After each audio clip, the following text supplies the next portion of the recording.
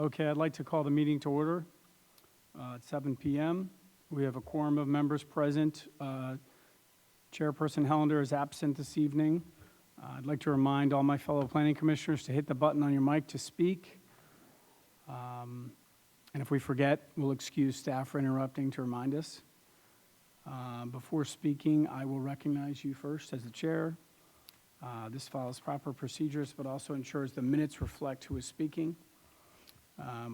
First order of business, we have the minutes from March 15th for review and approval. I was not at the meeting, so I'm going to abstain. Does anyone have any changes to the minutes? And if not, can I get a motion to approve? Commissioner Zarabi? Thank you, Mr. Chairman. Sure, I'm on. Thank you. I had a question, and I guess more specifically of Mr. Ainsworth, who recommended the approval of the transportation conversation during the last meeting.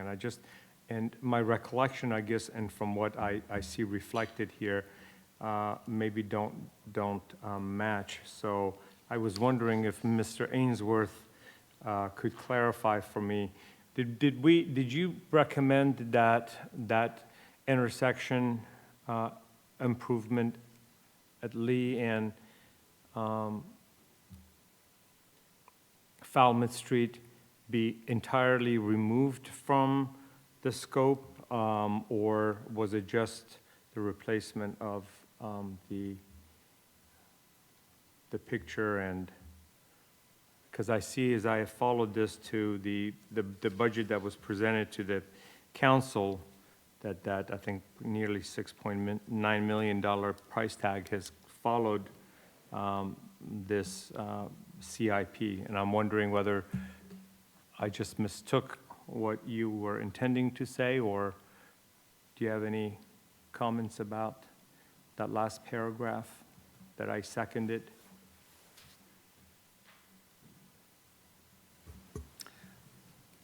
No, I don't think I have any additional comments. I think that's exactly what I had intended, is that it be studied further. Okay, so that was your intention. Okay, I thought our conversation was to kind of scratch that and remove it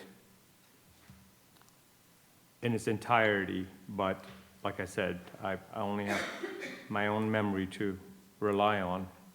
Well, there was discussion that VDOT will be studying that whole Metz Road up to the intersection, as I recall, and that we would allow that to occur as well as addressing that at a later time.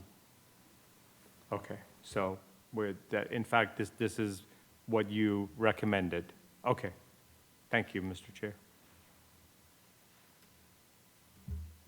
So do I have a motion to approve the minutes as submitted? Is that what I'm hearing, that upon further discussion, we agree that the minutes are okay as submitted? So moved. Okay, second? Second.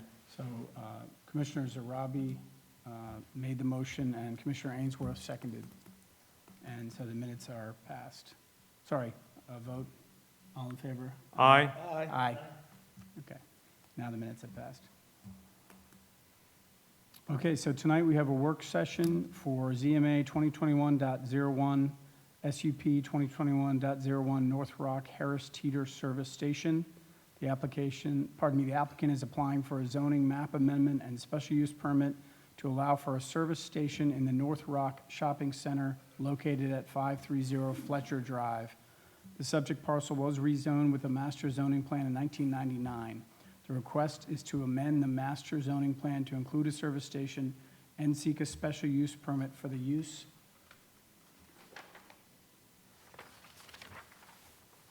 And Denise Harris will give the Planning Commission a brief overview and introduce the applicant. Good evening. Normally, a work session is a conversation between the applicant and the Planning Commission, and we're going to do that tonight. As you can see, the applicant has quite a few people here this evening to speak to you, but I just would like to give a quick high-level overview, because this is an amendment to an existing zoning that happened in 1999, as Commissioner Lawrence was speaking to. So the purpose of my presentation is purely just to kind of give you a little bit of background of how we've arrived at where we are tonight. But you will have, once this reaches public hearing, before the public hearing is when you'll get the full staff analysis and staff report. So tonight really is the conversation between you and the applicant, and my intent is to give you the overview. So as we just covered, this is actually, the shopping center is owned by North Rock LLC, but the applicant is Harris Teeter. The zoning is its own planned unit development, and it's in the comprehensive plan under the Newtown Character District. Since this was rezoned in 1999, there is a set of proffers and a master plan that is currently in place for this location. It is also governed by the 1991 zoning ordinance, which requires a special use permit for a gas station. So the applicant is coming forward to propose amending the master development plan that was put in place in 1999 with those proffers, and then seek a special use permit to allow for 8 gas pumps and a kiosk for a fuel center. And part of their submission has included a sign package for the Harris Teeter fuel station, traffic impact analysis, geotechnical reports, and these are all things that I'm sure are going to be covered in their presentation. This is an aerial shot that kind of gives you a good view of the existing infrastructure that's in place. And I'll have you note where that green pad of grass is. I'm sure all of you are fairly familiar with the Harris Teeter Shopping Center. When the original PUD was adopted, there was in place a standalone pad for 3,500 square feet, which I've circled in red on the left. What the applicant would like to do is amend the master plan to allow for instead a gas station. It's in the general vicinity of the previous location, but at that time it was envisioned to be a bank with a drive-through. The existing conditions, this is a little hard to read, but I think it's important for you to understand the concept to help orient you. The existing shopping center is to the upper portion of the picture and then curving down to the left. And what is in red is actually the existing underground stormwater system, and then highlighted in red are the pipes. So what's being proposed is a gas station that would be located immediately to the left of the existing underground stormwater system. And you can see that it would be located on top of where the existing pipes are, which is something that the applicant can speak to and will have to work through. In addition, because of this location and the existing infrastructure and the existing neighborhoods, there was a geotechnical report done by the applicant in 2021. On the left side, you can see in the blue markings where the borings were done in the general location of where the gas station is anticipated with its underground storage tanks. Then staff had a peer review done of this geotechnical report, which found that the biggest question was, would any blasting need to be done to accomplish this? And at this time, it is not believed that blasting would be needed. However, there is going to be ongoing considerations related to protection of that underground storage tank and the moving of the potential pipes that go with it. In addition, there's been conversations related to the transportation and circulation of this site. At the very beginning, there was a scoping session with VDOT on a traffic impact analysis. It has been updated in the meantime as a few years have passed. And the applicant has looked at how the turning radiuses would work in relationship to the gas delivery trucks. So what you see here, if you, again, it's a little hard to read, but if you look carefully where it says Fletcher Drive, above the word Fletcher, you'll see the drawing of a truck, and then if you can follow it, you can see how the turn radiuses would work for a truck to maneuver into the parking lot, make its deliveries, and be able to maneuver out.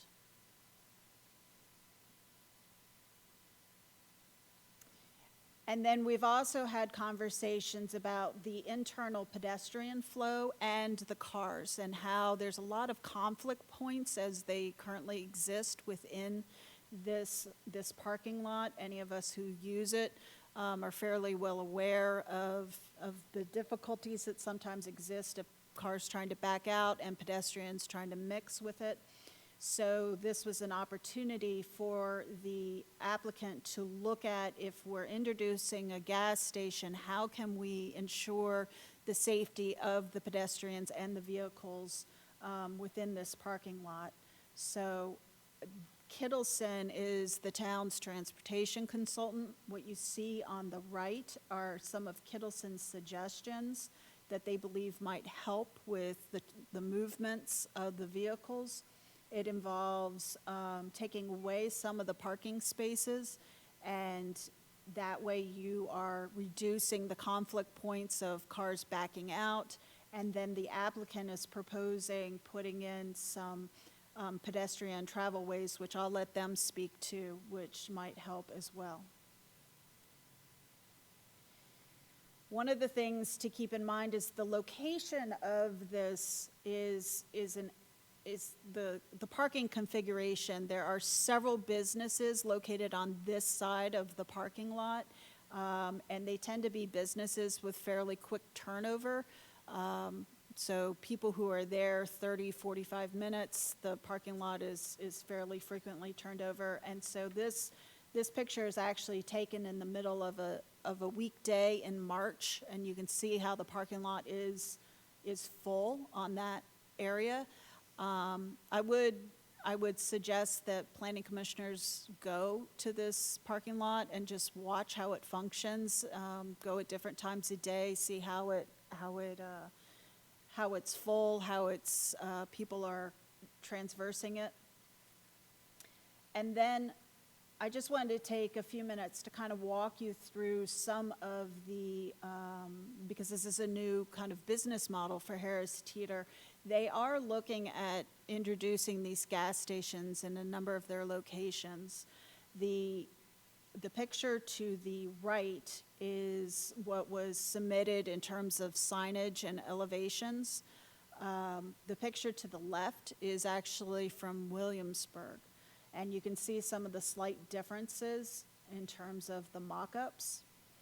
But more specifically, I kind of wanted to walk you through where some of these other actual built locations are and what they look like. So these are actually a couple of locations in the Williamsburg area. You can see that they have a darker roof configuration. They do use brick and some nicer treatments within the curb cuts and the landscaping.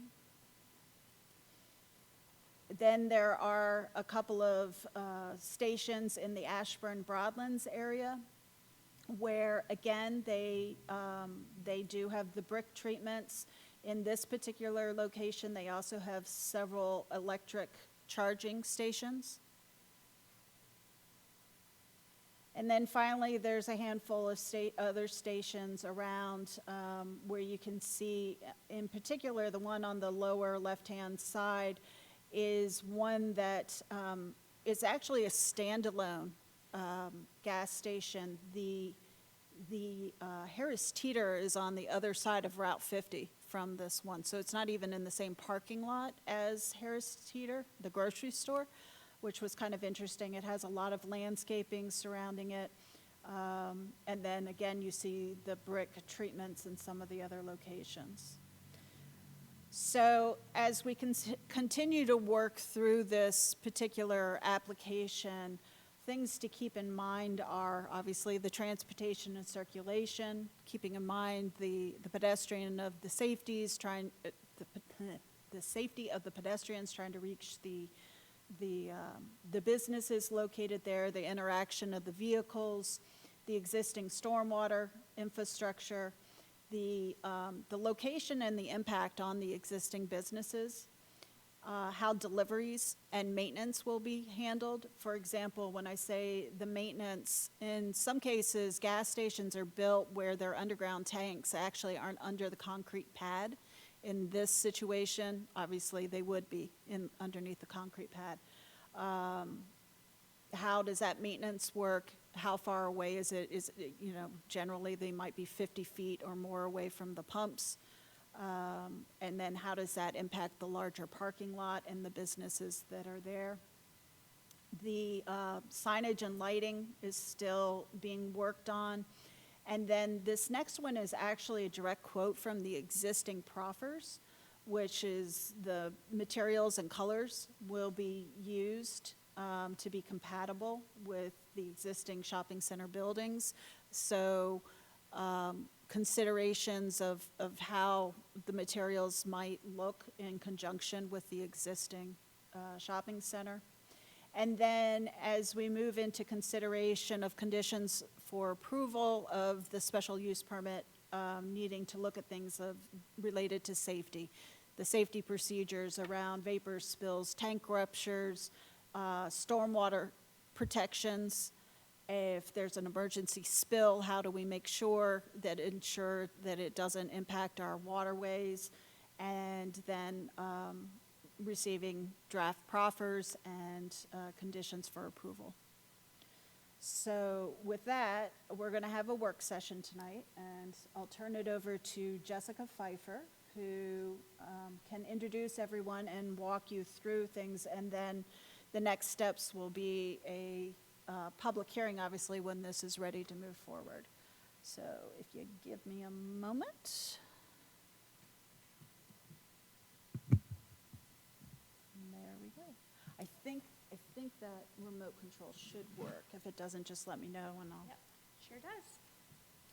Good evening. I am Jessica Pfeiffer with Walsh, Colucci, Lubelai, and Walsh, here on behalf of the applicant Harris Teeter. Here with me tonight is Garrett Moravitz with Harris Teeter, Casey Hart, a civil engineer with Kimley Horn, Sarah Knox, a transportation consultant, also with Kimley Horn, and John Foote with Walsh Colucci as well.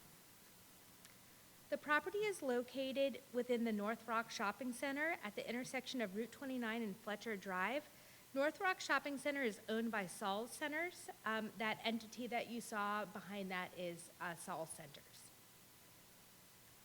This is the lease plan from Saul's website. Harris Teeter is the anchor tenant of the shopping center and is approximately 52,700 square feet. This exhibit shows the other tenants in the shopping center. It also shows that it's sometimes hard to picture this, but the shopping center is bigger than just the Harris Teeter and those adjacent shops. It also includes the shops to the north and the shops over on the other side of Fletcher Drive, to orient myself. Saul has included the gas station on this leasing plan, which is on their website. The property is zoned PUD, Planned Unit Development, as Denise said, and is part of the North Rock PUD, which is why the proposal includes a zoning map amendment as well as a special use permit. Plans for North Rock have always included a pad site in this location. This is similar to what Denise showed you, but this shows the bank with the drive-through facility. This scenario would have a similar number of vehicle trips as the gas station would. This is our illustrative plan, and it shows how the gas station fits into the shopping center. This proposal will improve pedestrian circulation, and I'll show a little bit more of this as we go through on some of the other slides. But one thing that this proposal does is it moves the pedestrian crossover point further into the tenants adjacent to Harris Teeter so that pedestrians are crossing that entranceway at a point that's further from the main entranceway in an area where they have safe places to stand and wait for cars to pass through. But I'll show you how that works on another slide. We did reach out to the shopping center tenants. Everyone that Saul Centers had contact information for to give us. We did send them an email. We wanted to get their thoughts on pedestrian circulation and the gas station. We only heard back from the jeweler, and she just wanted some additional information, which was provided. This is our special use permit plan. I know that's showing up very white. I will show a zoom in on the next slide, but I wanted to show this to show how this is developing some very underutilized parking in this shopping center. With this proposal, the shopping center will still be overparked. The shopping center only requires 174 parking spaces, and 244 are provided. And the gas station itself, based on the nature of this gas station, which I'll talk a little bit more about, only requires 5 parking spaces.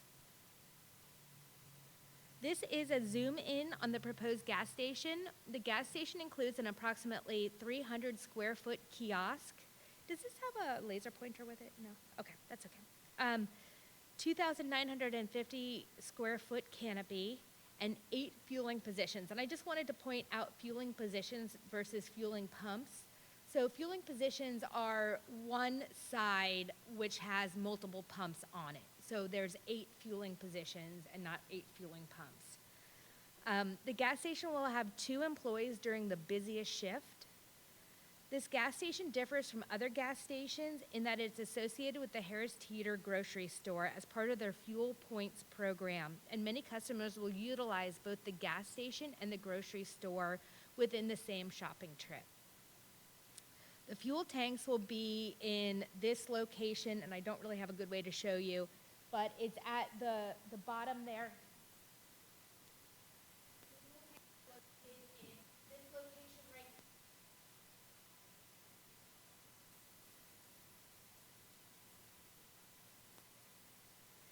This is a comparison exhibit. So when we initially submitted is what you see in black.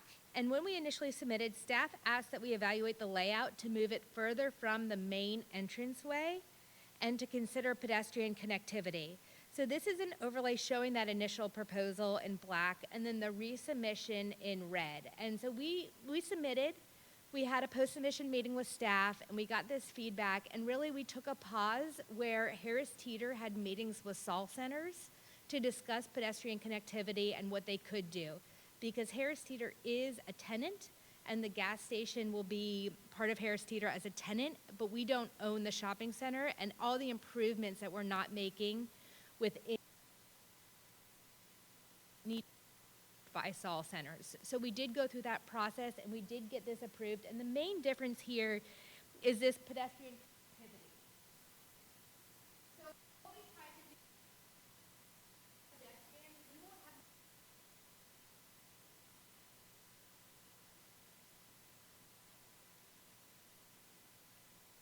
what we did here is we made it so that pedestrians safe access.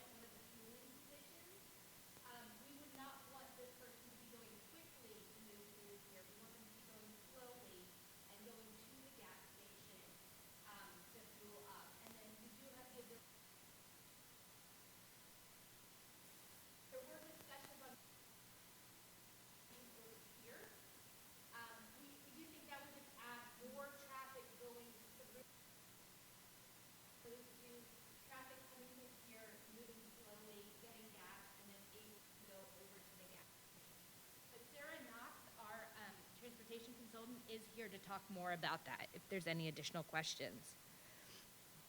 Let's see. This is the zoning map amendment plan. I know Denise showed you this. It just adds the gas station, and it's why this needs to be done as well. A traffic impact analysis was done. It was required with this proposal. It was prepared by Kimley Horn. As an overview, the TIA was first scoped with town staff and VDOT. Town staff reviewed and VDOT reviewed the intersections that were to be studied, which are those that you see here, 1 through 4. They also reviewed and approved other aspects of the TIA, including what's called internal capture, which is a little higher for this type of use, because that means who is coming here to also go to the grocery store at the same time as going to the gas station. So we did include those numbers of internal capture within this, and that's based on the ITE manual. It's a that tells you the number of trips and the number of internal capture you can use certain use based on national research and a little bit more. But here is what our TIA showed. First, I wanted to point out that the counts were done prior to COVID. They were done in November 2019. This is a good thing because it kind of shows the worst case scenario. And then based on that ITE trip generation manual, 10th edition, we found that the proposal will generate 30 primary vehicle trips in the AM peak hour. The AM peak hour, as agreed on by town staff, VDOT, and us at the scoping meeting, was 5:30 a.m. to 8:30 a.m. 80 primary vehicle trips in the PM peak hour. PM peak hour was defined as 4:30 to 7:30 p.m. and 74 primary vehicle trips during the Saturday peak hour, and the Saturday peak hour is 11 a.m. to 2 p.m.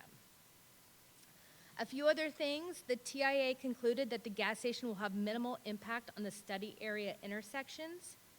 The capacity analysis of the future conditions with development shows that the increase in delay at the study intersection due to the proposed gas station would be negligible. No significant queuing is anticipated, and all queues are less than the available storage length. So that means if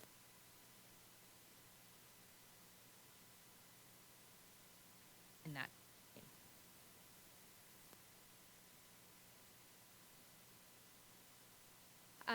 redrawn to show our signage. There was the zoning administrator on our signage. One of the issues was that there was too much canopy signage. The town allows very little canopy signage, so we've greatly reduced that down. So in fairness to town staff, they have not seen this, but this does meet the town code. It's small. What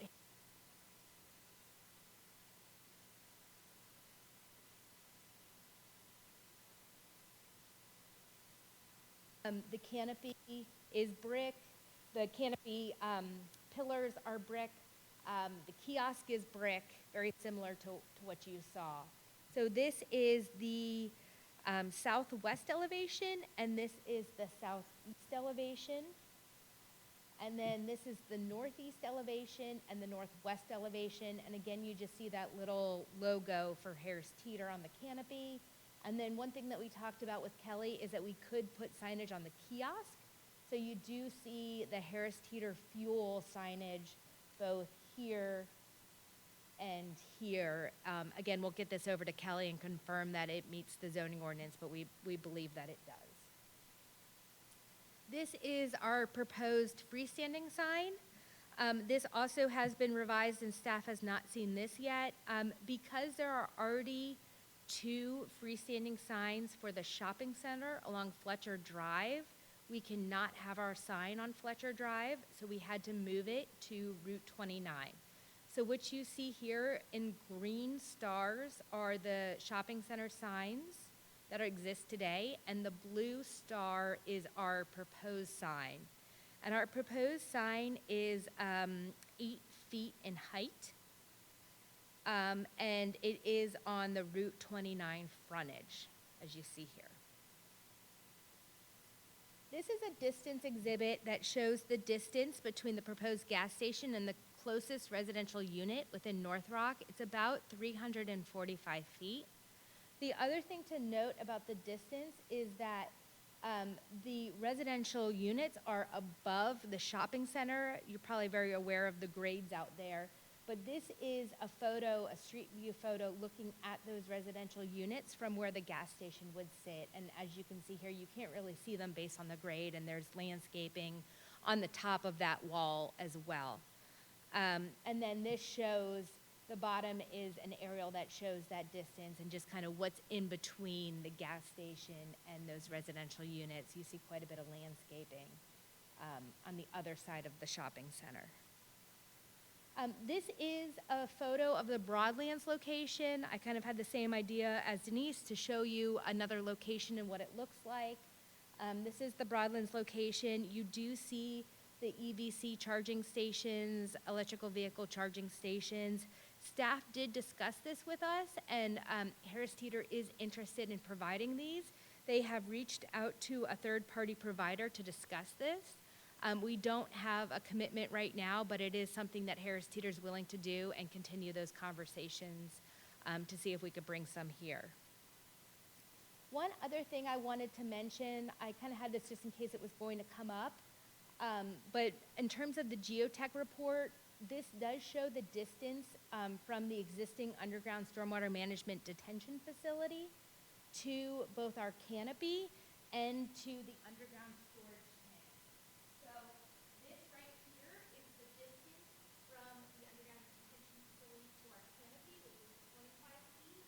And then this is the distance from the detention facility to our tank, which is about 110 feet. And Casey with Kimberly Horn has had conversations with Paul Bernard and other town staff about this. We do not believe this to be any issue. There was also further conversations, and this is an update for Denise too, about the pipe that was being referred to. It does need to be moved, and this is the proposed moved location. Kimberly Horn has no issue with this being moved and no concern with it being moved. Excuse me. And this is the proposed location. So in gray, you see current, and in black, you see relocated location. And that's really all I have, but between Garrett, Casey, Sarah, and John, I think we can answer any question that you may have.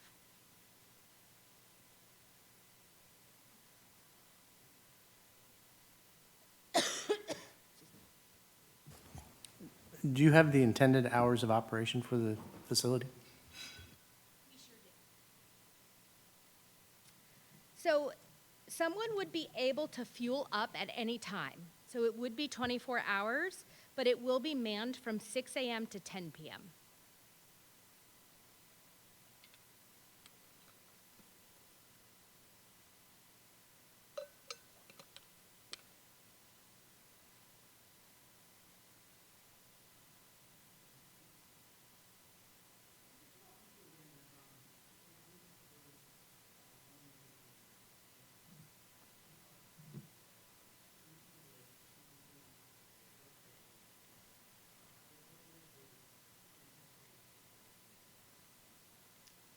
So I think the best one to bring up is this one. Sarah, do you want to come up and help me with this? Because I know Sarah has had more discussions than I have had with Kittleson on why we think this works better than some of the suggestions that they had. But do you want to walk them through how the circulation works? Sure. So one of the main concerns that we heard about the shopping center was pedestrian crossings and the conflicts with a lot of the vehicles. So what this access point does is it gets all the fuel center patrons out of conflict with those vehicles that are further along into the shopping center. So by removing them in a space, that's directing them, immediately to their fueling center, they're taking a decent amount of volume off of that crossing pattern. So that's really the intent, is to improve that pedestrian crossing. Just to elaborate on that, I don't think anyone would come up. If you're going directly to the gas station, you would come up to that crosswalk right there, and then around, you would come this way. So that crosswalk is now more safe, given that Right. it's going to the gas station. And it could also further divert folks that are destined for the Harris Teeter as well. So really all around, you're taking that vehicular conflict away from those pedestrian movements. Just ask a quick follow-up on that.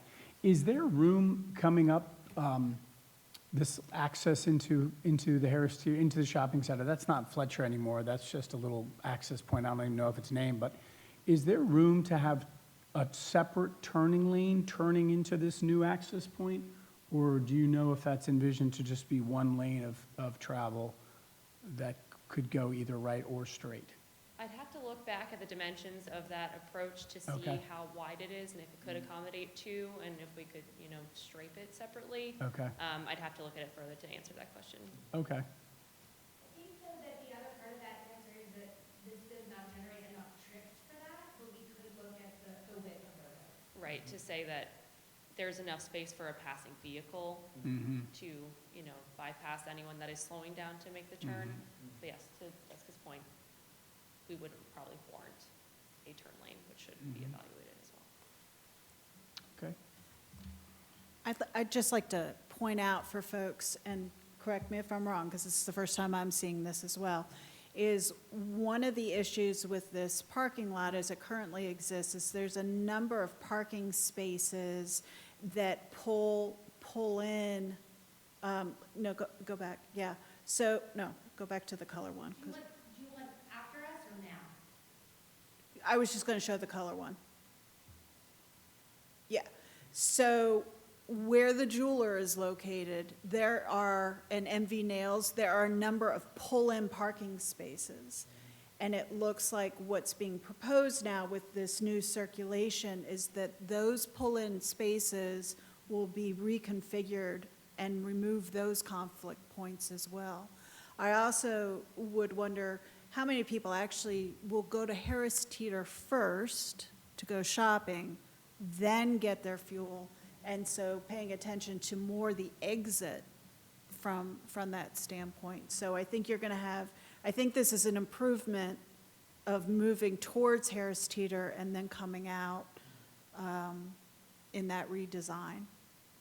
Did everyone follow? Since I'm not pointing to the map, did you? No, I think that makes sense. I appreciate the deconflicting of the pedestrian traffic around the jewelry and that turn there. Just anecdotally, it's very difficult to make that turn without being muffled. Actually, Sarah, I'm sorry, if you don't mind. Just a couple of follow-ups. So the assumption in making your calculation is that the users of the gas stations are primarily using the gas station, that they're entering the shopping center for the main purpose of fueling up, or? So we have three groups of patrons, if you will. We have, when you generate trip generation for a site, you start with the total number of trips that are attracted to that use. And from there, we took a reduction based on the internal capture between the patrons of the gas station and the patrons of the shopping center, and the natural relationship between those two. If you're already destined to go to the shopping center, you will also fuel up at the gas station as well. And we came up with that data not only from ITE, but we actually did field visits to two comparable sites of Harris Teeter fueling centers that are adjacent to a Harris Teeter grocery store to really solidify what that assumption would be with hard data. And then once you have your total assumption of the external trips attracted to your site, you then say, okay, how many of those folks are doing this trip on their way to somewhere else? On their way to work, on their way to a school, a drop-off, whatever it may be. And that percentage was also taken in reduction to figure out what the net new total trips destined for this location will be. And that's how we got the total primary trips assumed. But to answer your question at a higher level, there are a lot of assumptions of folks using this fueling station that are already on their way to somewhere else or are destined for the shopping center. So the net increase of trips from what's already out there today is pretty nominal. I mean, similarly to Ms. Harris's comments, my assumption is that they're primarily utilizing the grocery store and fueling on their way out. I mean, I think this, to me, being an off-site location for fueling,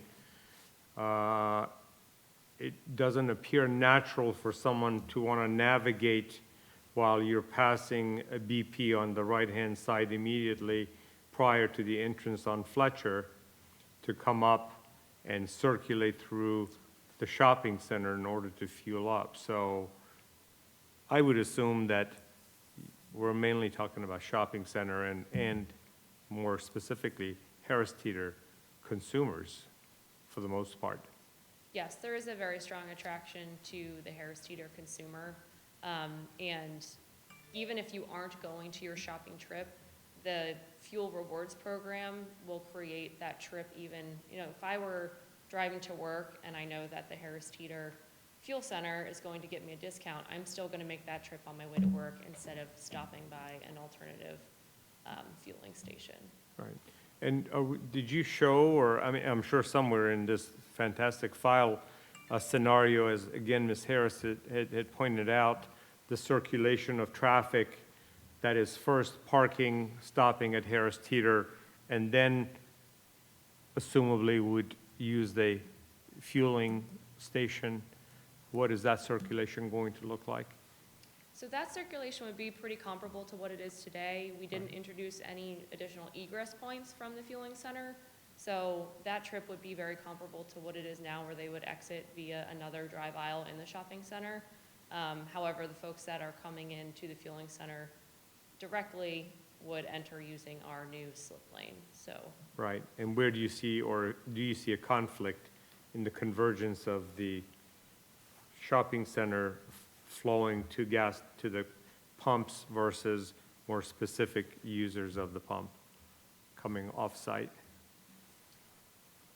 I don't know that I see a difference from what's there now, because there are parking spaces there where people already are, removing their vehicle from those places and exiting the site today, so I don't envision a significant change from that.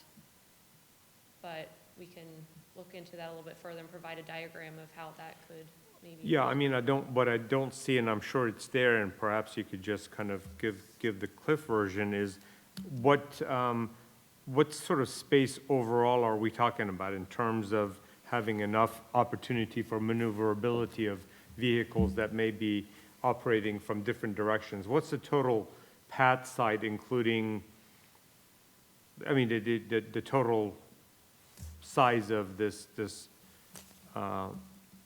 project? Of just the special use permit area? Right. The total parcel is 11.67 acres. Okay, and how much is it going, is specifically being designated for this plan? And the special use permit area is 0.48 acres. So under a half of acre of space in which to create a navigation and a traffic flow. Is that right? Half an acre? Yes. For 8 units of pumps, right? 8 pumps? Yes. Okay. 0.48. Okay, 8 stations. I do have an auto turn exhibit. I think Denise does as well. It just shows you how the fueling truck would come on site Right, and how it would leave, which I think is helpful in seeing how like a car could easily leave as well. sure, So if you look at this, I'm just gonna run my hand yeah, through it. This is how the fueling truck enters. yes, They come up through here, they go around, and then they come back out. And they don't even need to really turn around based on their path, but we do not have them using this one-way entrance. right. So the fueling tanks would be utilizing the main access point to the shopping center, go along all of the storefronts, right? Yep. Because it's kind of difficult to really follow it on this graph, right? Yeah. So they would go all the way, jewelry, and then where would they turn into the parking facility? Right here, which I think would be right before you get to the Harris Teeter. Edge of Harris Teeter, where the drive-through lane is, where pickup lanes are, thereabouts, It's right? like the second drive aisle into the Yeah, shop. I believe Okay. Okay, and then they would turn in, come all the way to the end, and then would make a right-hand turn to connect to the tanks, is that right?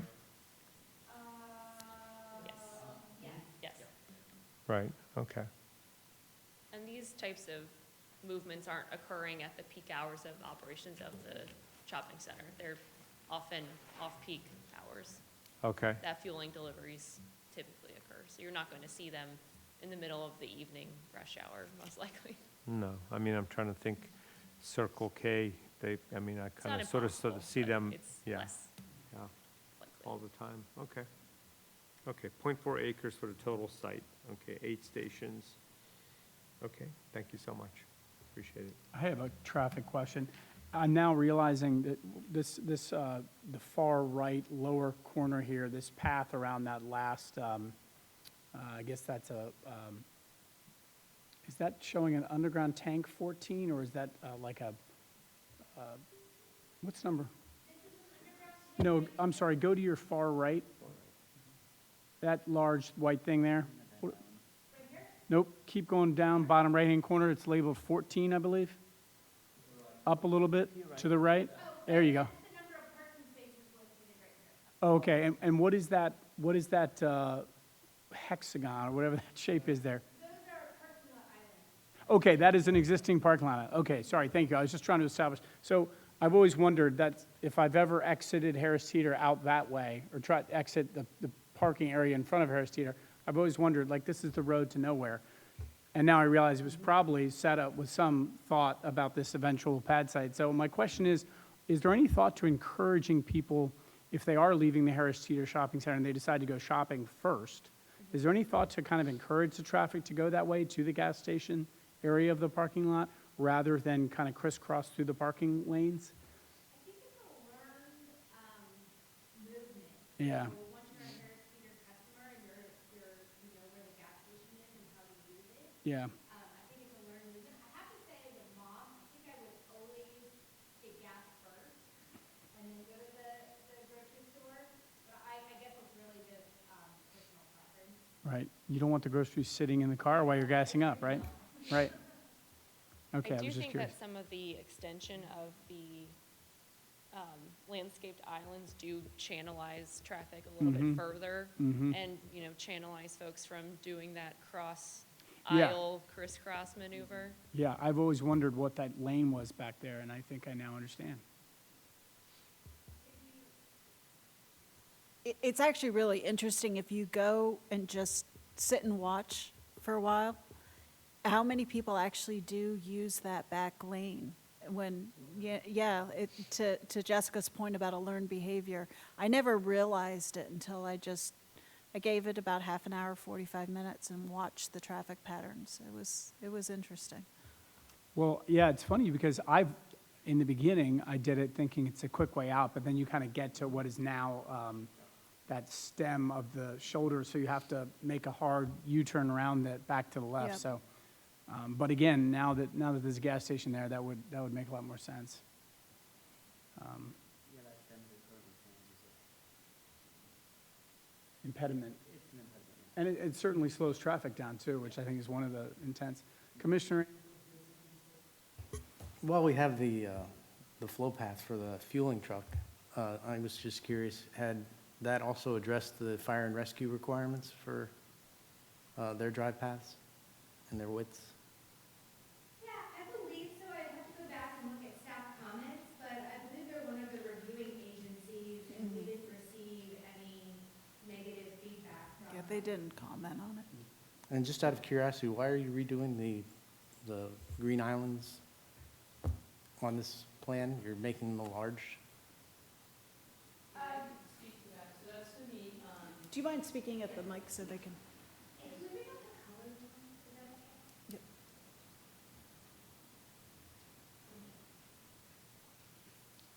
So essentially, we're adding additional landscaped islands in to meet the 10% parking lot interior calculations. So once we do get to site planning, we're not going to have an issue. Is that for impervious landscape requirements? It's more for the zoning, just interior interior parking requirements, but it will definitely help with stormwater as well and be a benefit there. And will that change the lighting layout too? The lighting? The light layout, light fixtures? No, so you can kind of see them. I see them. That work. Here, here, here. We're gonna preserve the existing lighting locations, so. And then in connection with our site plan, we're gonna have to do a photometric plan. Based on all of the lighting coming out from the new kiosk area and pumping station?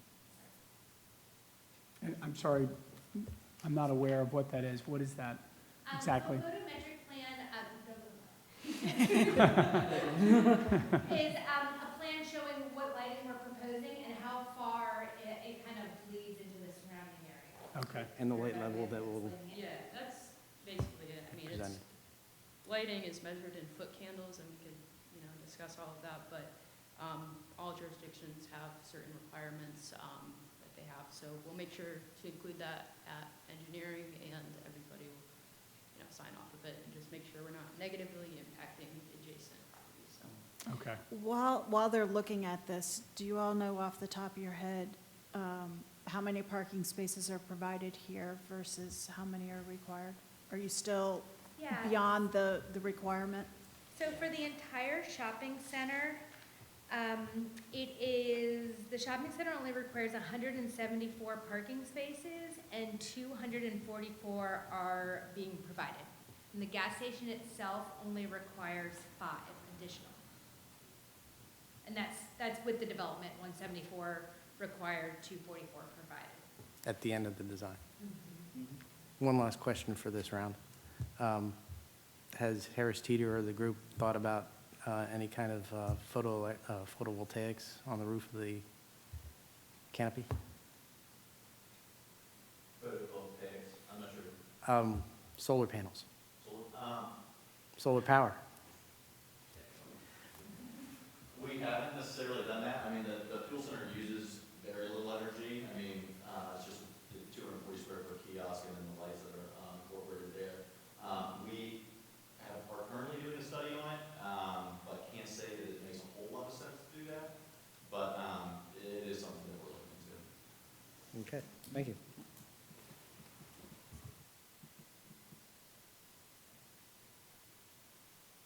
I have another question. You mentioned your outreach to the business owners in North Rock.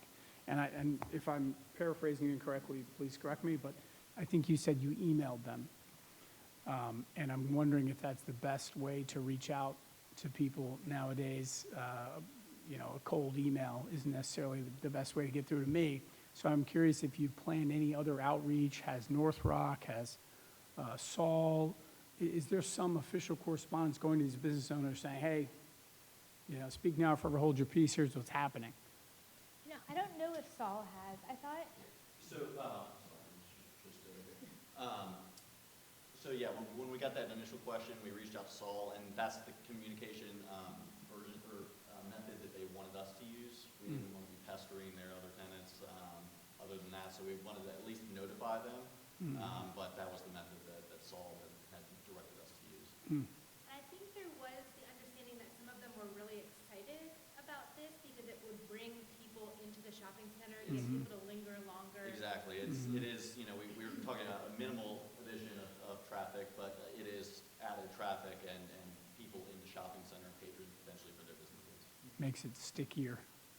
Stick here. Yeah, they stay longer. Right, yes. Yeah. To add on to that point, Okay. has there been any outreach to the surrounding residents and the North Rock development? Yes, there has. So we reached out to the North Rock Residential Association, and we received an email back that they have no interest in meeting with us. We did let them know that we really think that we could address any operational concerns that they may have, or it would really help, lighting, hours, employees, traffic. We have answers, but they responded that they have no interest in meeting with us. And I would not say that that was a positive, like, we have no interest in meeting with you. In full disclosure. I'm sorry, you're saying you don't view that as a positive? No. Yeah. It's a kind of an odd response. I'm rather surprised by that, but, Odd response on their part. Yeah. That is, yeah. And we tried twice, and Garrett said, Harris Teeter is based in North Carolina. He said, I'll fly up, I'll have coffee with them. That's the problem. They're all tea drinkers. I'll have pizza with them at Lita's. Yeah, whatever they want. I mean, be happy to speak with them, but they weren't even open to a conversation. At least the HOA president. Yeah. I'm not quite sure if he relayed the outreach to the rest of the residents. Okay, thank you. And if I may have a question for you, sir. What do you think this, how much of your business is going to be impacted, or how much is this going to contribute to the bottom line at the grocery store, the addition? Certainly, it's definitely a benefit. We've received a bunch of positive feedback nationwide, really, with Kroger being the parent company, but Harris Teeter as the division.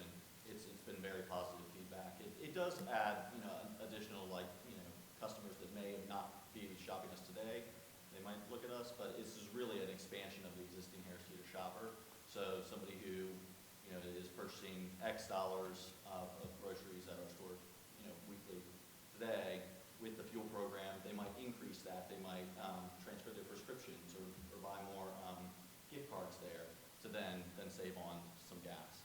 What percentage of your business do you think will be the fuel consumption? Do you have any organic numbers about how much of the overall business is in the fuel business? It's not really a calculation we would be looking at in terms of percentages back and forth between the grocery store and fuel. Okay. We really look at it as penciling on the bottom line for the fuel center itself, and then the grocery store and the added benefit that the grocery store gets from the fuel center. There's all sorts of variables that go into that. Construction costs, which are significantly increasing these days with COVID and supply chain crisis and all that stuff. And then also the real estate costs, the ground lease and labor rates, et cetera. Okay. That reminds me of a question I wanted to ask. Have you tweaked your numbers, so to speak, based on the increase in fuel prices recently? Like, I know I've been driving between a couple different gas stations where I get discounts to comparison shop a little bit, so I would imagine that the expected traffic from a Harris Teeter fuel center with today's gas prices might be higher than, say, if we were talking about this 12 months ago. You would think. So there's two really effects that you have here. So gas prices go up, and so vehicle miles traveled goes down. So you're not necessarily filling up quite as much. While it may be more incentivizing for that driver to be going to Harris Teeter and now filling up because you can get up to $1 off a gallon of gas, you're not necessarily filling up your car the same rate as it would be before. So it's really, you're really shooting darts. A lot of factors. Exactly, and we don't Yeah. really have a historical precedent for looking at something like that. Yeah. And as far as the construction costs, when are you guys looking to move forward, assuming you get approval? When are you going to start? And is that going to be impacted or delayed because of the increase in cost of everything? So really, that question is mostly dependent on building permit timing. So as we go through this process, we'll come back to you for a hearing. If the town council wants a work session, town council hearing. It's really dependent on how long it's going to take to get a building permit, but once we do have a building permit, construction is about 120 days. I don't know if you have any answers as to construction costs going up? Yeah, if we could put a shovel in the ground tomorrow, we would, because, the way we were looking at construction costs is they're not going back down, and they're only going up, and significantly so. So, yeah, certainly we would be interested in moving as quickly as possible. We wouldn't look at slowing it down because of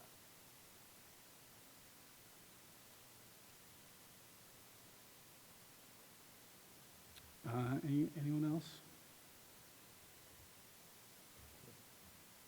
I'll add two questions. Is there any consideration for the flow of traffic for the cars coming in for direction? Or is this going to be kind of like a free-for-all when they come into the pumps? Because it looks kind of tight in there for not having some kind of directional arrows for them coming through.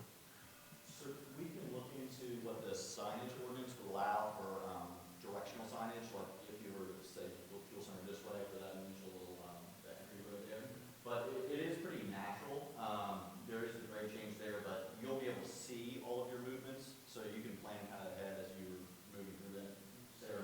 Yeah, and I know at Sheets, if you go in there, it's kind of like a free-for-all, and they can get kind of tight with cars backing up, going both ways, and then you don't have the flow of traffic anymore. A little bit easier, and so in some configurations, and I know we saw some examples here where you have the stack dispensers, where you would have kind of two fueling positions like this, where you might have, vehicles facing each other and then backing out in that scenario. This is what we call an inline, so it really is, you're just kind of pulling through. You don't necessarily, it wouldn't be natural for somebody to pull up to a dispenser and then back out, unless somebody decided to, come in head first at you, which would be kind of unnatural. They would move around and find a pivot dispenser. And it also allows for like kind of a natural traffic calming, because you'll slow down to kind of see who might be leaving as what I always do, look to confirm what side my fuel tank is on, and then moving up to the gas. It always seems like my fuel tank's on the other side of what everyone else's So is. now we do have hose extenders, so it's like, I don't know if you've been to a Costco, where you can pull up on the Yes. wrong side, and that hose will come over and will hit your hose. Okay. The other question I have is there any way that we could actually see profiles of the stormwater where it's being moved, as well as the profiles of how deep the tanks are going to be? I'm kind of curious in relation to what the geotechnical report is. Yeah, we can provide stormwater profiles, and if you want to switch to that. The very end. Like that's one? Yeah. So essentially, the existing pipe has about, 1% slope on it right now. We're going to match the upstream invert, we're going to match the downstream. We're going to add a little bit, extra linear feet in pipe, which will reduce the slope about down to 0.98%, so very minimally. We can provide, all of those profiles up front to detail that out. But overall, I mean, in the phasing of this will be done at the, very start of construction, because the existing pipe is an outfall from the detention. So we need to get the new pipe in place before we can rip it out. So all of that excavation for the pipe will be done before any of the tank excavation and foundations will occur. But, So how deep do the tanks go? about 17 feet. And how deep is the stormwater retention facility? The detention facility, I'll have to double check the as-built, but it should be around like 7 feet deep. And just for scale, I mean, It's all 7 feet that's all the deeper it is? yeah, they're not super deep. I mean, like I said, I'll check the as-built, but, the chambers, they vary in size. They're maybe 4 feet at the tallest, 2 to 3 feet of cover on top. Okay. And we're not proposing any, obtrusive, disturbance over top of the tanks. It's just curb work and putting in landscape, so. Okay. Sorry, these questions just keep popping up, but once you guys are starting construction, once you've broken ground, how long do you anticipate until it's done? 120 days. Oh, that's 120 days complete construction? Oh, okay. Okay, Then there's a couple-week turnover period when we stock it and train employees and make sure it's working. okay. Okay. Have any questions for the applicant? Thank you all. Not at this time, no, I think it's been very thorough, so I appreciate that. Thank you for having us. Appreciate your time. Thank you as always. We always stay in the chair.